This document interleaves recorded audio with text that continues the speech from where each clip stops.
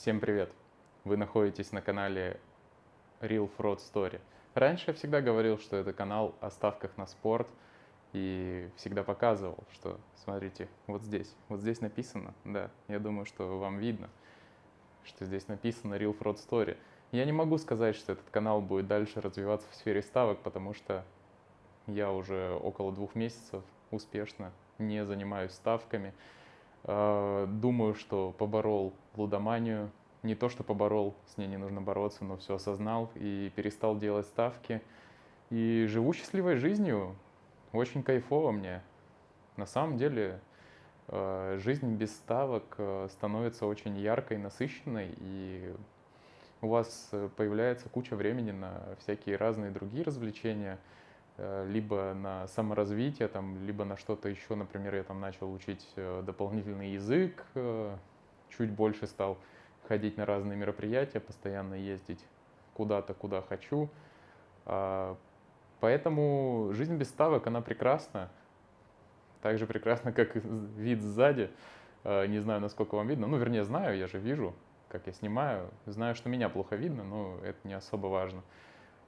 Дальше на канале вы, я думаю, увидите видео, не связанные со ставками. У меня есть много что снимать, у меня есть желание большое что-то снимать. Может быть, буду стримить там игры в Counter-Strike, например.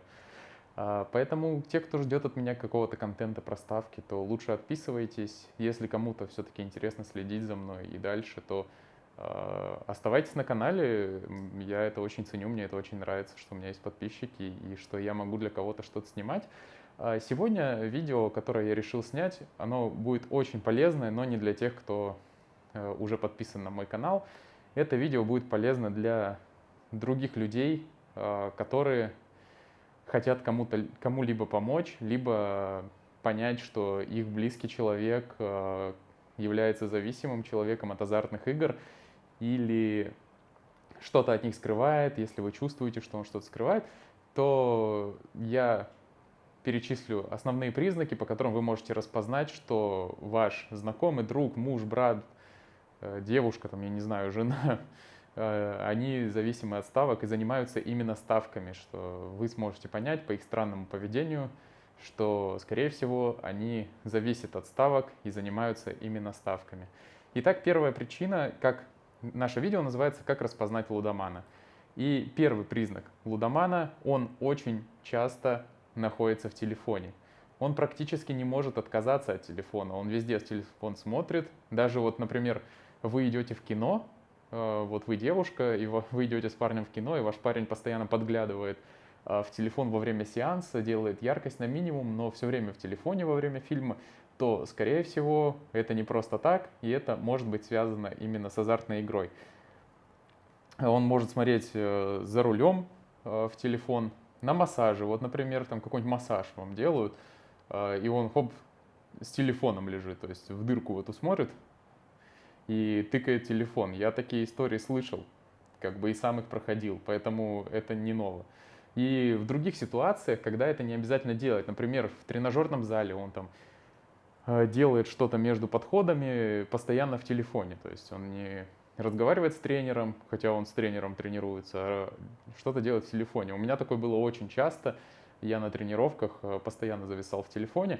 Единственное, что чем это мне помогло, тем, что на дорожке беговой, я ненавижу, в принципе, зал, то есть я хожу просто потому, что надо, но я не люблю вот это вот все, и на беговой дорожке я мог пройти очень долго только из-за того, что я там мониторил ставки или что-то такое делал, втыкал в телефон, и время пролетало незаметно. Это очень важно, что время проходит незаметно, поэтому, ребята, задумайтесь, на что тратите время, когда делаете ставки. Второй признак лудомана. Он вас невнимательно слушает. Ощущение, будто он головой не с вами. Я тут просто выписал все, поэтому с телефона вам зачитываю то, что надо, чтобы не забыть ничего. Невнимательно вас слушает, ощущение, будто головой не с вами. Может поддакивать и пытаться ответить в попад, чтобы показать, что поддерживает разговор, но на самом деле точно явно вас не слушает и просто пытается показать свое участие в разговоре. Да, это очень важный признак, обратите внимание, если ваш муж, там, друг, парень, он сидит, вы ему что-то рассказываете, но он о чем-то задумался, и не один раз, а систематически постоянно о чем-то думает другом, или смотрит в телефон, о чем-то думает другом, и вот это вот все происходит, то вы можете заподозрить его в том, что он, скорее всего, зависим от игры и думает сейчас про ставки. Третье. Ему постоянно нужны деньги, хотя вроде хорошо зарабатывает. Если у вашего знакомого хорошая зарплата, но он все равно у вас на что-то занимает, но не говорит, на что имеет какие-то тайны, здесь точно есть подвох. Это отличный, очень хороший пункт, потому что если у вас знакомый реально много зарабатывает, и вы видите, что у него постоянно нет денег, то это повод задуматься. То есть вы знаете, ваш человек там зарабатывает 1300 в месяц рублей, и все равно у вас занимает деньги, здесь повод задуматься. Или если вы живете, ваш муж вроде получил повышение на работе, но денег больше не стало, то обязательно задумайтесь.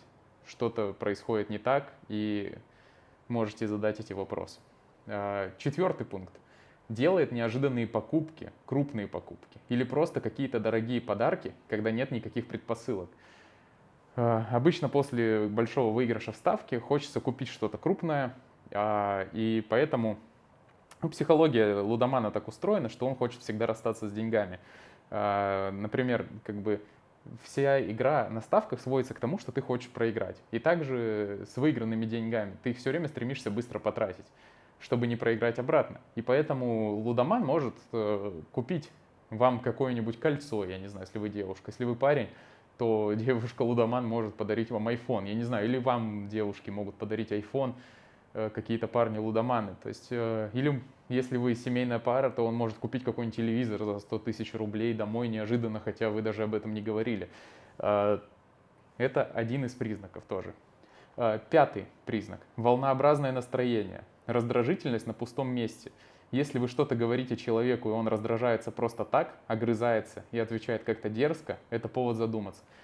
Это очень важный пункт, потому что у лудомана всегда волнообразное настроение, и когда вы все время в игре и тыкаете в телефоне, и вас кто-то отвлекает, я же все эти признаки говорю не так, как какой-то психолог, я все это говорю на своем опыте. Я думаю, что те, кто зависим от игры и, в принципе, понимают, о чем я говорю, они согласятся по всем пунктам.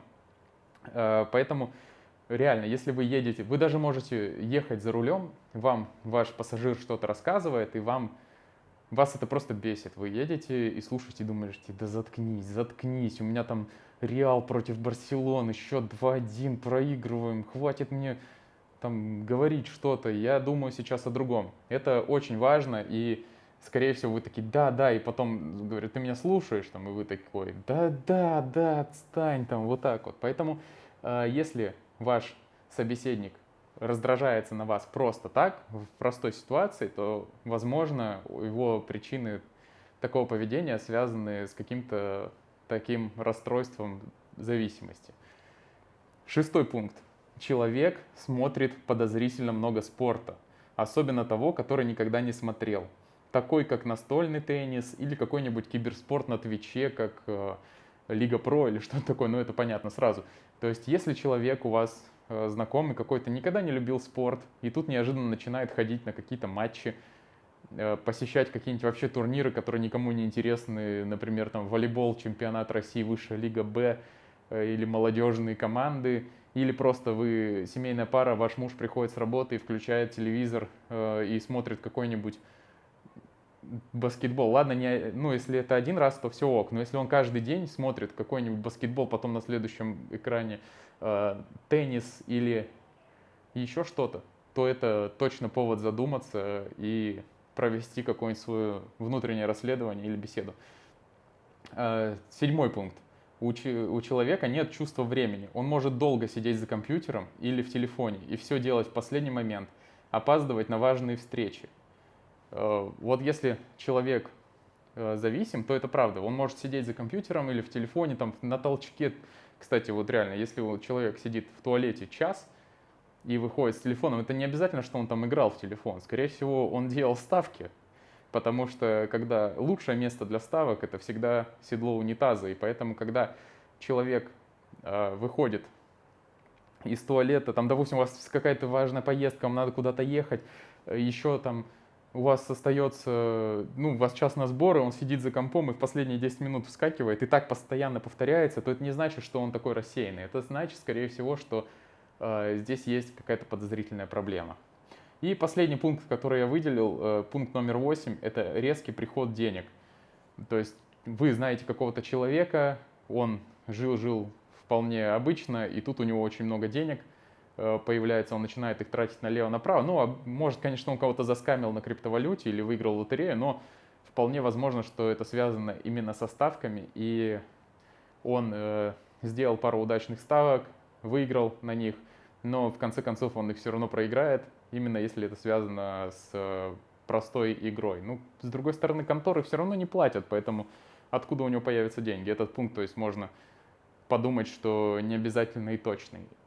В сухом остатке имеем что? Я перечислил 8 пунктов, 7 из них очень точно относятся к лудоманам и очень важны. Если вы видите, что один из ваших знакомых делает что-то, что совпадает с хотя бы 2 пунктами из моего списка, то постарайтесь либо поговорить с ним, либо распознать и провести какой-нибудь, если вы просто женатым, провести какое-нибудь мини-расследование, посмотрите, на что тратятся деньги, и постарайтесь об этом поговорить, потому что эта проблема очень серьезная, и она замалчивается. Я за последние 2 месяца существенно улучшил свою жизнь и очень доволен этим. И надеюсь, что у вас у всех тоже все будет очень хорошо.